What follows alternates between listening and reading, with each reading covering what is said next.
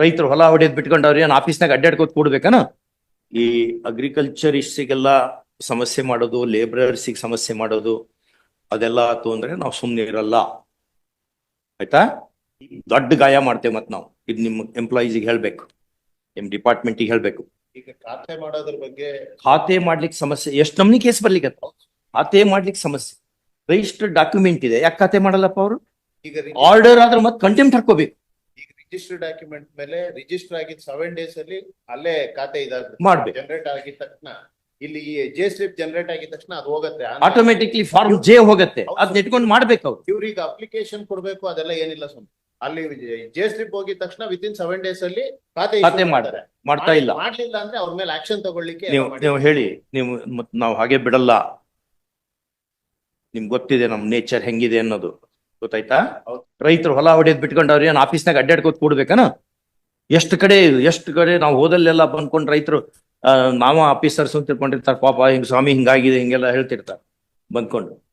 ಯಾಕೆ ಹಂಗಾಗ್ತಾ ಇದೆ? Ask your officers to be friendly with at least ಯಾರು ನಮ್ಗೆ ಅನ್ನ ಹಾಕ್ತಾರಲ್ಲ ಅವ್ರಿಗಾದ್ರೂ ಫ್ರೆಂಡ್ಲಿ ಇರ್ಬೇಕು. ಬೇರೆಯವ್ರಿಗೆ ನೀವೆಂತ ಮಾಡ್ತಿರೋ ದಟ್ಸ್ ಅನದರ್ ಥಿಂಗ್ ಅಲ್ವಾ? ಏನ್ ಹೇಳಿದ್ರು ಕುವೆಂಪು ಅವ್ರದ್ದು? ಇವನೇ ನೋಡು ಅನ್ನದಾತ, ಹೊಲ ದುಡಿತ ಮಾಡುವ ಅನ್ನ ಕೊಡುವವನು ಬರುತ್ತಲ್ಲ, ಅದು ಸರ್ವಜ್ಞನ ಒಂದು ವಚನ.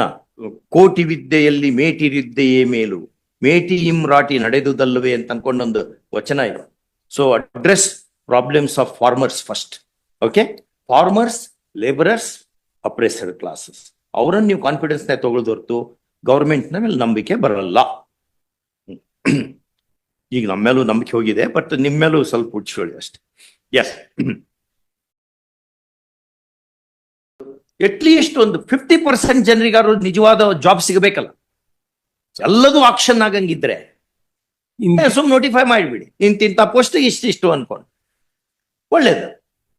ಜನರಿಗೆ ಅಟ್ಲೀಸ್ಟ್ ದುಡ್ಡಿದ್ದಂತ ಬದುಕ್ತಾರೆ, ದುಡ್ಡಿಲ್ದೊಂದು ಸಾಯ್ತಾನೆ ಹೋಗ್ಕೊಂಡು.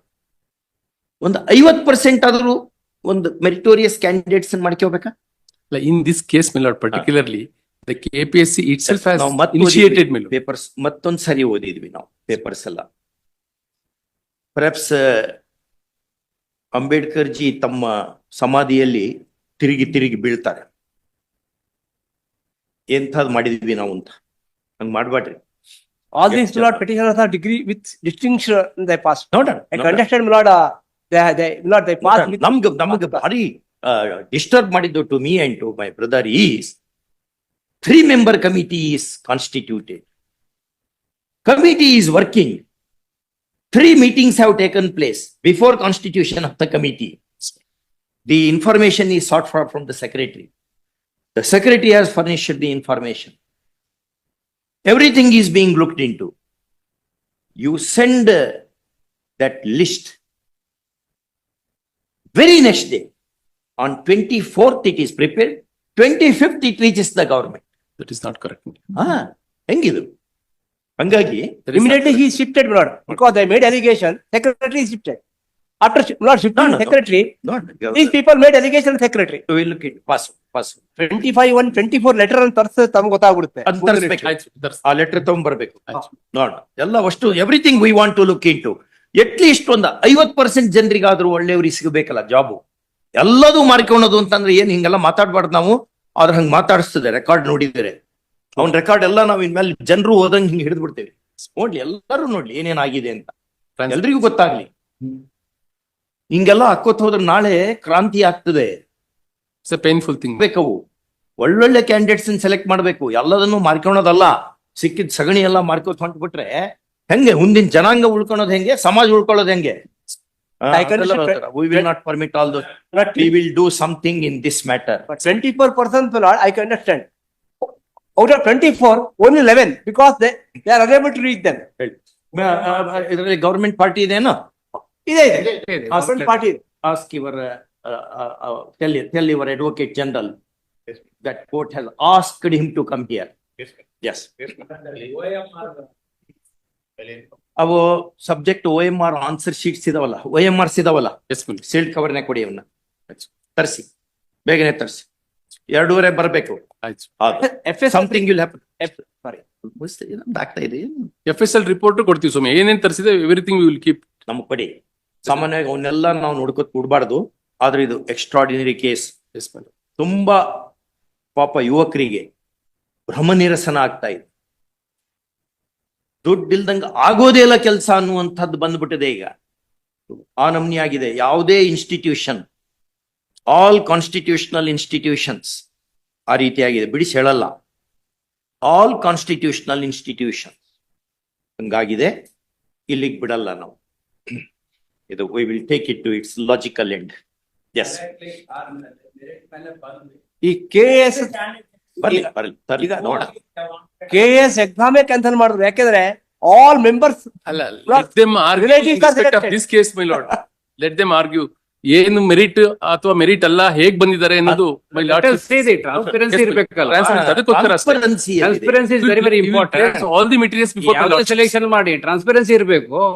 Let the meritorious students come to the particular post. We will ಒಂದು ಯಾವ ಯಾವ ಏನಾರ ಮಾಡಿದ್ರೆ ಈಗ ಪಾಪ ಅಷ್ಟೆಲ್ಲ ಕಷ್ಟಪಟ್ಕೊಂಡು ಓದ್ಕೊಂಡು ಬಡವರು ಇರ್ತಾರೆ.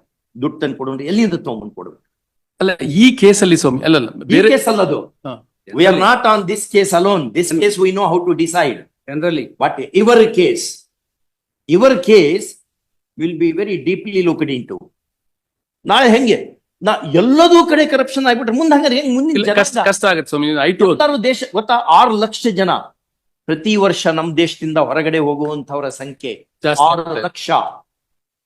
ಇಲ್ಲಿ ಮಾಡಲ್ಲ ಅವರು ಎಲ್ಲ ಕ್ರೀಮ್. ಅದು ಆ ಕ್ರೀಮ್ ಎಲ್ಲ ಬೇರೆ ದೇಶಕ್ಕೆ ಹೋಗಿ ಕೊಡ್ತದೆ. ಇಲ್ಲಿ ನಮ್ ದೇಶ ಉದ್ಧಾರ ಮಾಡೋರು ಯಾರು? All brainees ದೇಶ are ಉದ್ಧಾರ going. ಆಗೋದು ಹೆಂಗೆ? ಎಲ್ಲ ಕ್ರೀಮ್ ಬ್ರೇನ್ ಎಲ್ಲ ಅಷ್ಟು ಹೊರಗೆ ಹೋದ್ರೆ True, my lord. ಇಲ್ಲಿ ಮತ್ತೆ ಇಲ್ಲಿ ಕೆಲಸ ಮಾಡೋರು ಯಾರು? ಇಂಥವ್ರೆ. ಹಾ, 6 ಲಕ್ಷ ಜನ ಹೋಗ್ತಾರೆ. ರಿಪೋರ್ಟ್ ಇದು. True, my lord. This is official report. Brain drain ಏನ್ ಮಾಡ್ಲಿಕ್ಕೆ ಆಗಲ್ಲ. ಆ ನಮ್ನಿ ಬ್ರೇನ್ ಡ್ರೈನ್ ಆದ್ರೆ ನೋಡಿ, ಅವರು ಇಸ್ರೇಲ್ ಕಟ್ಟುವಾಗ Ben Gurion asked all Jewish people to come to Israel.